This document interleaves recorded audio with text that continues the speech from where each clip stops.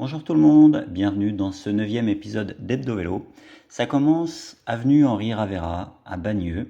Alors c'est une avenue où jusqu'à il y a peu il y avait quasiment aucun aménagement. Je dis quasiment parce qu'il y a des panneaux céder le passage cycliste au feu qui sont quand même assez pratiques. Alors soit des tourne à droite, soit des va tout droit et tourne à droite.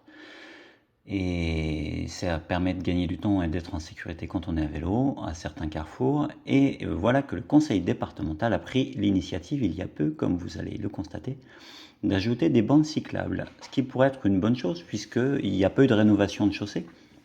Donc c'est pas à l'occasion de travaux que le conseil départemental a pris cette initiative. Donc je dis conseil départemental et pas la municipalité, puisque c'est une voie départementale.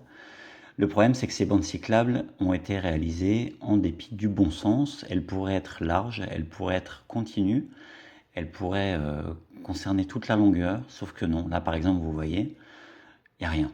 Il n'y a rien du tout. Alors, il y a le panneau, c'est le passage cycliste, voilà, qui permet, on voit sur le poteau au-dessus du feu, qui permet d'aller à droite, même si le feu est rouge. Alors là, le feu est passé au vert, donc j'y vais. Voilà, donc là, vous avez un picto vélo sur la droite de la chaussée qui veut rien dire, puisque de toute façon un vélo a sa place sur la chaussée, il n'y a pas besoin de picto, et une bande cyclable qui malheureusement est très étroite, qui débute n'importe où, n'importe comment, bon voilà. Le picto tient à peine dedans tellement elle est étroite, et là vous allez voir la chaussée se rétrécit, qu'est-ce qui se passe? Ah, on a un sas vélo, c'est pas mal, la chaussée se rétrécit, la bande cyclable disparaît. Les véhicules, évidemment, nous doublent en nous rasant. Le retour de la bande cyclable, quelques dizaines de mètres plus loin, alors ça sert de parking pour un camion, super, on se met en danger, voilà, comme dame, hein. Vous connaissez l'histoire. Donc la bande cyclable est là. Donc c'est plus une bande d'emportiérage qu'une bande cyclable, puisque si vous roulez vraiment, là je suis sur la gauche de la bande cyclable, hein, je pense que je roule même sur le trait, sur la ligne discontinue. Donc encore une voiture qui gêne, mais elle veut se garer. Donc là pour le coup, bon, il n'y a pas grand chose à dire. La bande cyclable disparaît à nouveau. Le retour du picto qui sert à rien, qui veut rien dire, parce qu'il y a un rétrécissement de chaussée. Le retour de la bande cyclable, très étroite. Donc si vous roulez en plein milieu de la bande cyclable, vous êtes sûr de vous prendre la portière d'un automobiliste qui ouvre sa portière. Voilà, redisparition de la bande cyclable, à nouveau des pictos qui n'ont aucun sens. Qu'est-ce que ça peut vouloir dire? Que les cyclistes ont le droit de rouler sur la chaussée? C'est le cas partout, il n'y a pas besoin de pictos, donc ça n'a aucun sens. Voilà, retour de la bande cyclable à nouveau, hein. Je vais vous faire la blague jusqu'au bout.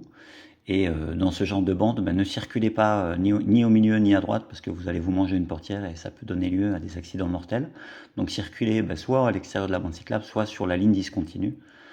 Mais voilà, c'est pas idéal, quoi. Une bande cyclable, c'est jamais idéal. Ça peut être pas mal si c'est vraiment large. Si, voilà, là, comme vous pouvez le voir, celle-ci est quand même plus large. Et surtout, il n'y a pas de stationnement à droite. Donc là, vous risquez pas de vous prendre une portière. Donc, ce genre de bande cyclable, oui. Malheureusement, il n'y a pas de séparateur, donc ça n'empêche pas les véhicules de se garer dessus. Ça n'empêche pas les scooters non plus de doubler par la droite les véhicules quand c'est bouché, ce qui arrive assez régulièrement. Mais voilà, c'est mieux que rien. Le problème, c'est quand voilà, là, on a des pictos sans bande, hein, sans ligne discontinue, ça veut rien dire. Je ne sais même pas si ça a un début de semblant d'existence réglementaire. Je ne crois pas que le conseil départemental soit posé la question. De toute façon, pour tout ce qui concerne les infrastructures cyclables, ils sont globalement assez mauvais. Ce serait intéressant de faire une revue de détail, mais il y a des municipalités qui font des choses dans le coin, donc dans le sud du 92, très décentes. Le conseil départemental, globalement, c'est pas terrible. Voilà, à nouveau, la bande cyclable disparaît. Bon, voilà. Donc imaginez votre enfant, par exemple, qui va à l'école ou au collège en passant par là le matin, c'est la cata. Là, on est à Arcueil devant la Vache Noire, donc avec une piste cyclable qui jouxte un passage pour piétons. Voilà. Donc un carrefour à traverser, qui n'est pas agréable, hein, parce que c'est une espèce d'autoroute. Il y a genre un automobiliste qui s'avance pour forcer le passage, voilà, comme souvent. Et voilà. Donc là, bon, c'est ni génial ni catastrophique parce que on est mêlé aux piétons, mais c'est quand même assez large. Là, c'est la promenade des Aqueducs qui est un tout petit peu plus loin. Alors, il se trouve qu'il y a une voie goudronnée sur la droite de l'endroit où je suis en train de galérer avec le tourniquet. Pourquoi je passe par là? Parce que la voie goudronnée, il y a beaucoup de piétons. Voilà, là, c'est le petit chemin qui est juste au-dessus, alors qu'il n'est pas goudronné. Je me suis dit, bah tiens, si tous les piétons ou presque prennent la voie goudronnée, pour limiter le risque de conflit, je vais passer par au-dessus. Voilà, parce que c'est pas goudronné, mais c'est agréable quand même, c'est sympa. Bon, faut pas rouler là-dessus en slick de 23, mais là j'ai mon vélo de ville avec des gros pneus, donc ça passe. Le problème, c'est que je l'ai fait une seule fois. Pourquoi pas plusieurs? Parce que en fait, à chaque intersection, à chaque passage piéton, il y a à nouveau un tourniquet. Donc c'est tellement galère à passer avec un vélo, puisque c'est pas prévu pour, que voilà, juste après, je reviens sur l'endroit qui est goudronné, parce que c'est des tourniquets qui sont vraiment pas pratiques. Alors ok, ça empêche les scooters de passer très bien, sauf que ça ennuie tout le monde, quoi. Voilà, donc après je reviens sur la portion goudronnée. Alors là c'était un matin où il n'y avait pas trop de monde, mais sinon il y a quand même pas mal de gens qui passent par là, à la fois à pied ou en vélo, ce que je comprends tout à fait, puisque ben, on n'est pas mêlé au trafic motorisé, c'est très agréable, c'est vert, voilà. Bon, là une trottinette qui double. Il y a aussi pas mal de trottinettes, effectivement. Lui, je le croise assez régulièrement. Il va, je sais pas, je dirais 30-35 km/h. Donc, je vais pas refaire tout mon discours sur le nécessaire bridage de la vitesse maximum de ces engins. Mais je pense qu'un bridage à 25 km/h, comme la vitesse maximum à laquelle se couple l'assistance des vélos à assistance électrique, ça me semble pas mal. Parce que 35 km/h, quand on va au milieu des piétons, ça commence à aller un petit peu vite. C'est un petit peu trop, je trouve. Voilà. Alors vous me direz, un vélo aussi peut aller à 35 km/h, mais enfin, sur la distance, il faut quand même des bonnes cuisses. Moi, perso, je vais pas 35 km/h sur 2 km. Là, on est à Montrouge, à un endroit où il y a une espèce de 2x2 voies. Je m'arrête systématiquement pour les piétons. Comme vous pouvez le voir, les voitures passent quand même. Il y a un vélo qui passe aussi, hein. Personne s'arrête. Et puis la dame qui veut traverser n'a pas l'air franchement rassurée. Donc qu'est-ce que je fais? Je lui propose de l'accompagner. Donc j'arrête le trafic. Et j'ai pas prise par la main, c'était pas nécessaire, mais voilà, je l'accompagne pour que elle puisse faire une traversée sécurisée. Et puis je reste un peu parce qu'il y a encore des piétons de mémoire, mais voilà, c'est ce que je fais parfois. Voilà, il y a d'autres personnes âgées notamment qui veulent traverser. C'est une espèce d'autoroute urbaine, c'est un aménagement pareil qui a pas de sens, mais la ville de Montrouge ne fait rien. Donc voilà, là c'est le nouveau carrefour de l'avenue Jean Jaurès qui est aménagé. Donc c'est un petit peu délicat parce que c'est des priorités à droite alors qu'avant c'était un giratoire, donc priorité à gauche. Voilà, donc là j'avais pas encore trop bien compris le principe de la priorité. La Mercedes a été cool parce qu'elle m'a laissé passer. Mais voilà, c'est un petit peu compliqué pour savoir où on en est. Et du coup, le carrefour est en travaux, c'est un peu le bazar. Donc les travaux vont durer encore un peu de temps et je suis pas certain de la pertinence du résultat. Là, c'est en poursuivant donc dans la continuité de ce carrefour pour aller traverser la D906 qui mène ensuite à Malakoff. Donc là, c'est pareil, on passe devant l'INSEE, si je dis pas de bêtises, sur la droite, qui a un joli parking vélo. Là, nous sommes, que je ne dise pas de bêtises, rue Jean Mermoz à Châtillon. Voilà, pourquoi je vous montre ça? Parce que c'est tout bouché. On passe devant l'école Joliot-Curie. Voilà, il y a un vélo devant qui est malin aussi. Pourquoi malin? Parce qu'on va plus vite, hein. Regardez, hop, 1, 2, 3, 4, 5. Voilà. À vélo, on va plus vite qu'en voiture en ville, hein. C'était juste pour faire un petit rappel. Tout simplement parce qu'on ne prend pas beaucoup de place, on peut se faufiler. Et que... Il suffit de 10 voitures pour faire un bouchon, alors qu'avec 10 vélos, c'est juste 10 vélos qui circulent. Alors là, de mémoire, il passe sur la droite du bus. C'est pas une manœuvre que je vous recommande, sauf si vous êtes certain que le bus va pas bouger pendant quelques temps. Parce que si le bus redémarre au moment où vous passez, vous pouvez être coincé, pas forcément visible parce que dans l'angle mort. Voilà. Bon là je trouve qu'il n'a pas bougé parce que le feu était rouge, mais c'est pas une manœuvre que je recommande parce que ça peut être risqué. Voilà.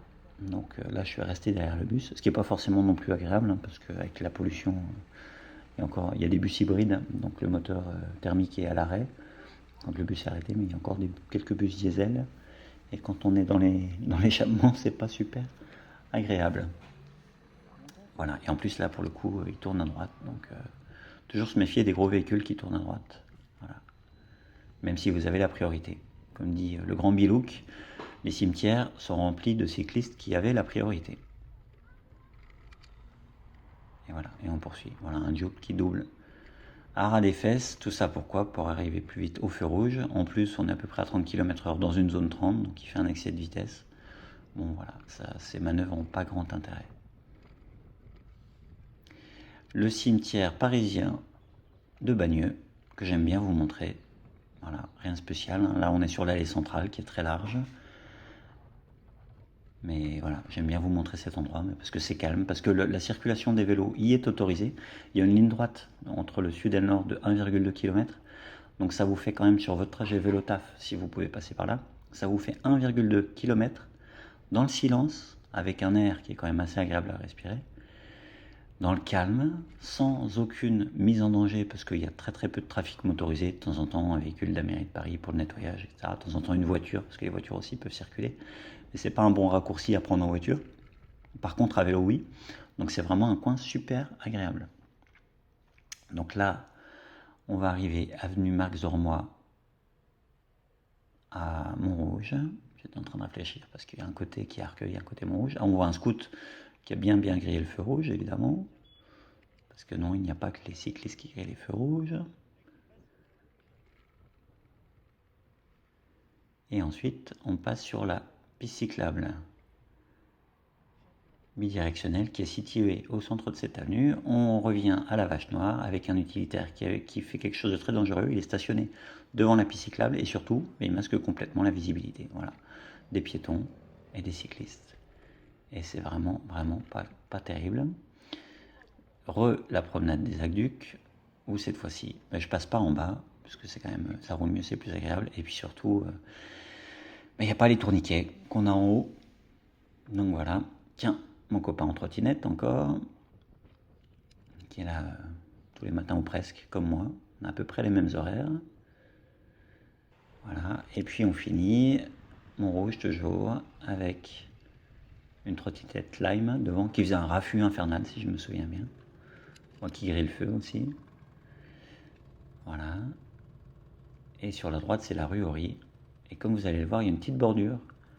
Si vous regardez bien, une petite bordure en granit. Alors quand c'est mouillé, vous avez intérêt à prendre un bon angle, parce que si vous faites embiller très légèrement, voilà, il y a même deux bordures, double bordure sur l'intérieur. Si vous prenez pas assez d'angle, vous êtes sûr que votre pneu va glisser et que vous allez vous ramasser par terre. Deux scooters à Malakoff. Je vous laisse le son. Voilà, c'est quand on est derrière. Alors là, vous voyez j'ai plus les échappements, l'accélération, plus le bruit qui est infernal. Évidemment, ils n'ont pas des échappements d'origine. Et c'est quand même hyper pénible. Ça, si je dis pas de bêtises, c'est la rue Guy Moquet, avec le double sens cyclable. Alors, il y avait encore des travaux, là, ça y est maintenant. Le trottoir, on est au mois de juin. Le trottoir a été refait, le revêtement a été refait. Le problème qui se posait, c'est que les piétons n'avaient pas envie de marcher sur le trottoir en travaux, ce que je peux comprendre. Et que du coup, le double sens cyclable était quand même quasiment inutilisable, parce que y a entre les barrières en plastique qui bougent, les piétons qui l'empruntent, etc. C'était un peu galère. Bon, là, ça va mieux. Les trottoirs sont finis. On peut à nouveau utiliser le double sens cyclable. Il faut toujours faire attention aux piétons qui traversent à l'oreille. Et puis surtout, qui ne regardent que dans un sens, qui regardent à droite, parce que la rue est un sens unique, qui ne regardent pas à gauche, s'il y a d'éventuels vélos qui arrivent. Un carrefour où il faut être aussi très attentif, puisque les véhicules qui sont en face et qui veulent tourner à gauche ne font pas forcément attention à vous qui arrivez en face et qui allez tout droit. Et parfois, ils vous coupent la route. À nouveau, avenue Henri Ravera à Montrouge, regardez bien la moto, un feu rouge, et hop là, un deuxième feu rouge, et hop là, et voilà, festival. La 208 qui a arrêté bien au-delà de la ligne d'arrêt du feu, moi aussi, du coup, hop, pas bien.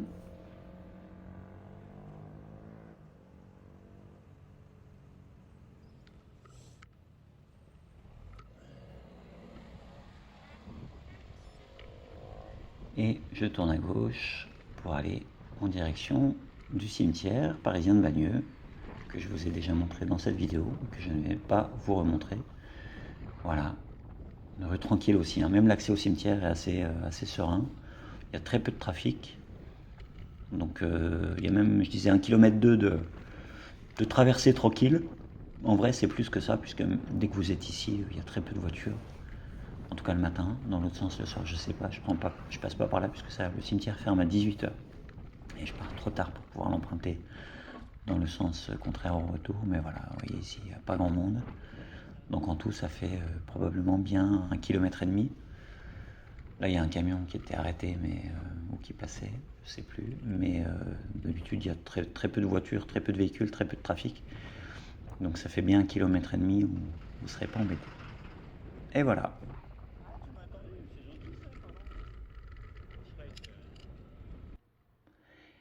On finit avec un petit gimmick, l'avenue de l'APH à Tillon, une bande cyclable quasiment inexploitable puisque les places de stationnement sont à cheval sur la bande cyclable. et un cycliste qui passe un peu trop près des portières. Voilà, qu'est-ce qui se passe? Si une portière s'ouvre, au même moment, il est projeté sur la chaussée, il se fait percuter par l'utilitaire. Alors évidemment, ce ne serait pas de sa faute, hein. Je ne jette jamais la faute sur la victime, mais voilà, ne roulez pas trop près des portières. Et c'est tout pour cette fois. À bientôt!